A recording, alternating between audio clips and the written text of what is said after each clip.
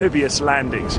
All this from the confined flight decks of the two carriers as they ploughed through the heaving South Atlantic seas. It was an enormous challenge. On the 1st of May 1982, the Battle for the Falklands began. The first clash between Britain and Argentina was in the air. But despite being the underdog, the British immediately showed they were a force to be reckoned with. There was one thing that the Argentinians hadn't expected.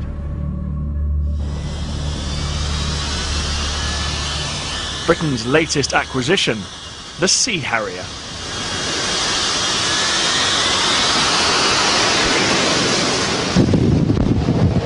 God, you can feel the power of that thing. It's unbelievable. That's what's required to get it off this tiny deck. Whoa!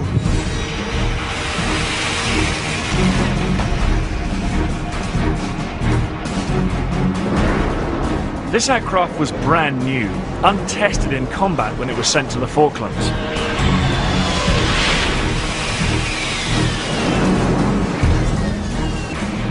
Unique in its ability to take off and land vertically and operate from short runways, the Harrier quickly proved it was versatile and extremely reliable.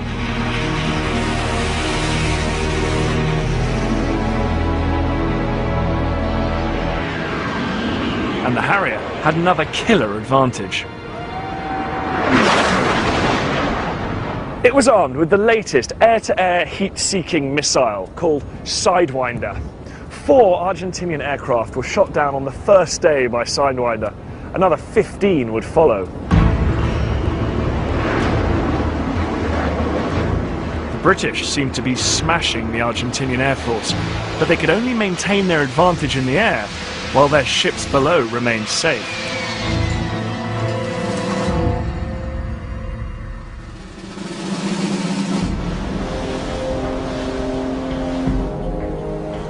The most important ships in any naval task force are the aircraft carriers. If the carriers are lost, so too are their vital aircraft. The 2 aircraft carriers in the Falklands had to be protected at all costs. And although the action continued in the skies, the focus of the battle shifted to the rough seas of the South Atlantic. On the 1st of May, Woodward's main task force was 100 miles northeast of the Falklands. The British government had declared a 200-mile exclusion zone around the islands and said it would attack anyone entering it. Up here to the northwest, a cluster of Argentinian warships was approaching. Among them, the Argentinian flagship, the aircraft carrier the 25 de Mayo. She carried aircraft that would soon be within close range of the British fleet. But even more menacing, the British reckoned, was another group of ships to the south of the Falklands. A cruiser, the General Belgrano, and 2 destroyers, which the British believed were armed with lethal Exocet missiles. These missiles could sink the British aircraft carriers if they got within range. The Royal Navy could not afford to risk an Exocet attack on its vital carriers. The loss of even one carrier and her combat aircraft could mean defeat. Without both, the British task force would have to withdraw from the fight completely. The Argentinians appeared to be threatening a pincer movement against the British fleet. The carrier, the 25 de Mayo, from the north, and the Belgrano group from the south. The Belgrano group was being tracked by a submerged British submarine, the Conqueror. Conqueror's captain feared that if the Belgrano turned north, it would move into these shallow waters. The Conqueror would struggle to track the ship in the shallow water and risk losing sight of it. The Belgrano might then head for the British fleet and put the task force in grave danger. Beneath the waves, Conqueror's commanding officer saw that the Belgrano was steering an erratic course just outside the exclusion zone. The situation was so critical that the Prime Minister herself was consulted. She gave the order to attack. The Conqueror launched its torpedoes.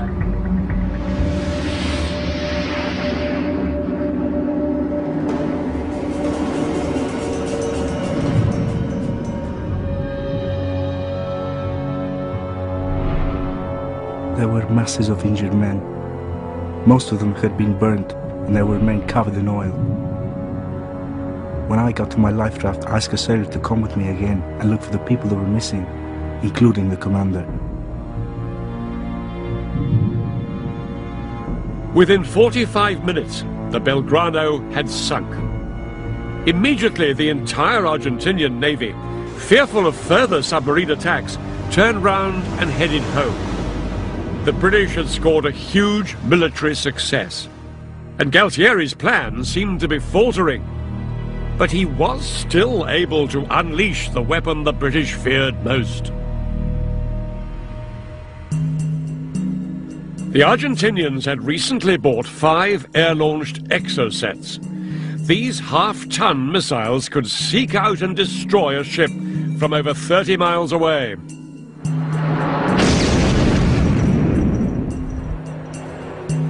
On the morning of the 4th of May, 2 Argentinian strike aircraft, each armed with an exocet, took off from the mainland. On that particular day in 1982, Woodward posted 3 ships like this as his front line of defence. They were destroyers: HMS Coventry, HMS Glasgow and HMS Sheffield. They were armed with anti-aircraft missiles. These ships could shoot down aircraft, but they were unreliable against low-altitude targets like exocets. That morning, things had been relatively quiet for the British task force. This is Alpha Whiskey, Weapons Free, Baker 5017, a strength 2. Then, just before 2 o'clock, the Argentinian aircraft were picked up by the radar room on board HMS Glasgow. Strength 2 Falklands now exiting outside. Glasgow immediately sent an urgent warning to all the other ships and went to full action stations herself. Break! Break! Break! We're going atop the ship. Reminded the Command A remains to apply full steadfast. But 20 miles away, on board HMS Sheffield, the scene couldn't have been more different. Here, the ops room wasn't fully manned, and only part of the message from the Glasgow was picked up. But it was worse than that. At that exact moment, HMS Sheffield was using its satellite equipment to send a message back to Britain, and that blocked its radar. The Sheffield couldn't see the Argentinian aircraft approaching. Aircraft now returning inbound at red 100.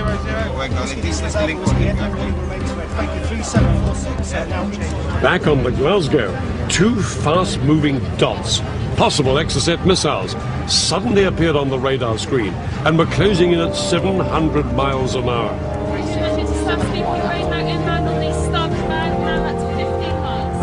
With a mixture of relief and horror, the captain of the Glasgow realized that the missiles were headed not for them, but straight for the Sheffield.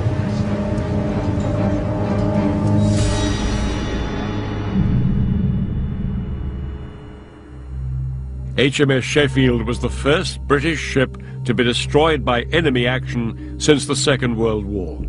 Of the 281 men aboard, 20 were killed and 26 were wounded.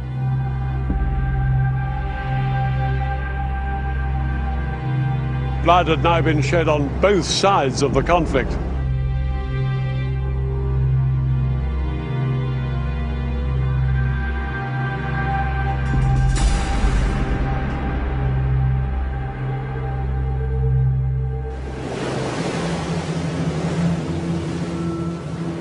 By mid-May, the South Atlantic winter was closing in. Some Harriers had been lost in combat, and now the bad weather was beginning to hinder the pilots. The success of the British plan relied on having complete control of the air to provide cover for landing the ground troops. But the British didn't have that cover, and now time was running out. It was politically unthinkable to abandon the operation now. They would have to take the huge risk of putting in the ground troops without total air cover.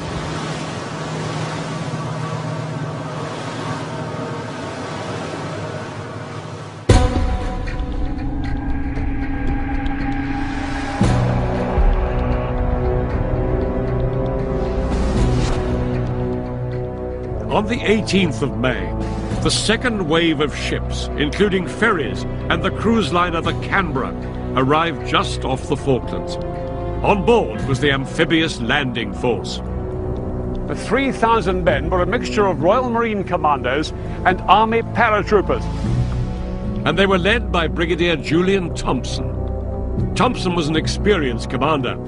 He knew that his troops were vulnerable without air superiority. But the pressure of time meant the landings had to go ahead. The British had looked at all the landing site options on both West and East Falkland. Since Stanley over here was their ultimate target, it made sense to land here on East Falkland. They plumped for this natural harbour here at San Carlos Bay. It would be out of range of enemy artillery and was only very lightly defended. A great advantage for any amphibious landing. And here I am with San Carlos Bay behind me, and that's the entrance over there. That's where the British landing force came in. These hills also offered Thompson's men and ships some protection against low-level air attack. But there was one problem with this landing site. It was a long way from San Carlos here, across to the spot where Thompson knew the decisive battle would be fought, here in the strongly defended mountains just west of Stanley. Between the two was 50 miles of difficult country. Thompson planned to move his landing force right across the island with a shipment of helicopters that were due to arrive any day. But now, the priority was to get his men on dry land as soon as possible.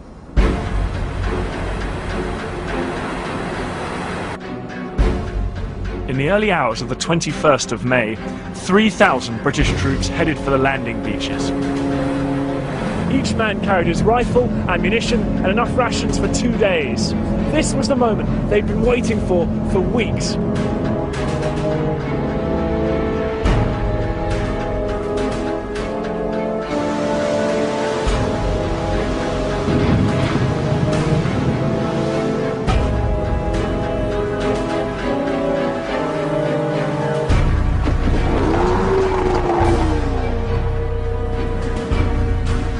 Once ashore, the British troops made their way up into the hills and dug themselves into strong positions. One unit, the 2nd Battalion of the Parachute Regiment, known as 2 Para, were based up here on the Sussex Mountains overlooking the bay. It was just a question of time before the Argentinians arrived. The men braced themselves for an air attack. Then, at 10:30, all hell broke loose.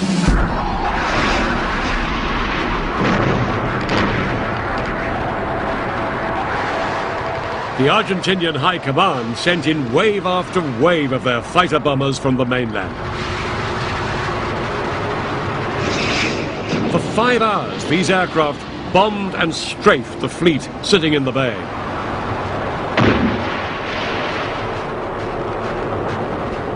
The surrounding hills made it almost impossible for the ship's radars to detect the enemy aircraft.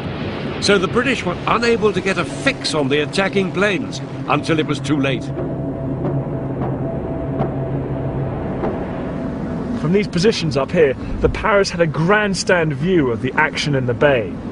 All their supplies for the land campaign were still being unloaded from those ships coming under attack. The Paras had to watch helplessly as their lifeline was under fire. By the end of the day, 5 British warships were hit, and one ship, HMS Ardent, was sinking. And the attacks continued on the next day.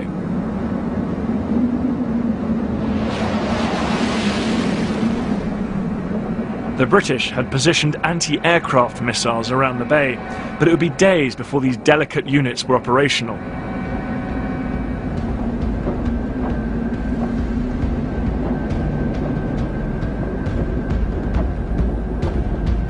On the water, the men had resorted to strapping machine guns onto the ship's rails in a desperate attempt to hit the low-flying Argentinian jets. More conventional anti-aircraft guns, some operated by sailors as young as 17, did score a few successes.